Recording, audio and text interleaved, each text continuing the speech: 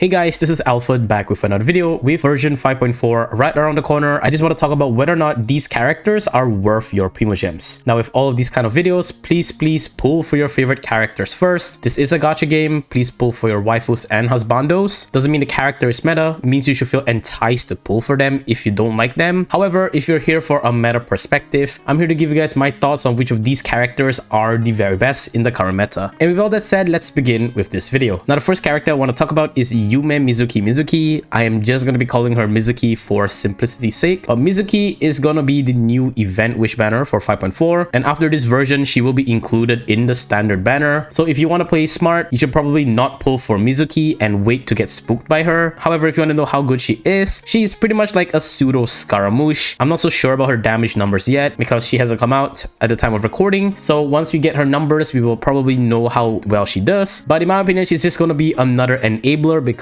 she's a Nemo. She will just be the enabler for your sub DPS to be the one doing the main damage. If you need someone who can amplify your sub DPS damage, or if you just need a Nemo character who can group enemies, you feel free to pick up Mizuki. But in my opinion, Mizuki is a completely safe skip, once again, because she'll be added to the standard banner. Now the second character alongside Mizuki is going to be Sigewinne. Sigewinne is a healer and also kind of a sub DPS with her ultimate, but she does not even do that much damage, so she's probably going to be a main healer. Now the problem with Sigewinne is that her healing is not enough and her damage is just so subpar to the fact that I don't even recommend you build her damage and just stick to the pure healing, and she will get out healed by meta healers like Kokomi and Baiju. In my opinion, if you need a healer and you need a hydro healer more specifically, maybe you can lean towards Sigewinne. If not, Sigewinne is also a safe skip. The banners are still out for the Chronicle Wish banners at the time of recording, so if you need a healer, I 100% recommend you pull for Baiju. If not, you can go for Sigewinne, but like I said, just not a good character in the current meta. For the phase 2 banners, let's first talk about Furina. Furina is by far the best character in Genshin Impact at the moment. So if you looked at my tier list video, my previous video, you would know that I put Furina on top, and it's for good reason. Furina is just a very strong character and she will be played in pretty much almost every single team. You can place her in 90% of the teams in Genshin Impact and she will significantly improve the damage output. Not only is she a buffer for your team, she is also a sub DPS and a great hydro applier for your team. So this is why Furina is very strong. And the fact that she synergizes with the best DPS in the game, which is Neuvillette, makes her even better and more desirable. So the one character you should be looking for in this banner is definitely going to be Furina. Then the last character in this version is going to be Ryo. Ryo is a very interesting cryo DPS. A C0 Ryo is not going to rival a C0 Ayaka and a C0 Ganyu in terms of DPS. I've tried Ryo myself and I do know that Ayaka and Ganyu still does more damage than our C0 Ryo. However, if you manage to get Ryo at Constellation 1, this is his rerun. So if you get him at Constellation 1, he will easily out DPS Ganyu and Ayaka at their respective Constellation 1s. If you want a decently strong and powerful cryo DPS who can play both Melt, by the way, with the release of Sitlali, and Freeze, you can consider Ryo. He is not a bad character. So in conclusion, what is the character to look for? In my opinion, 100%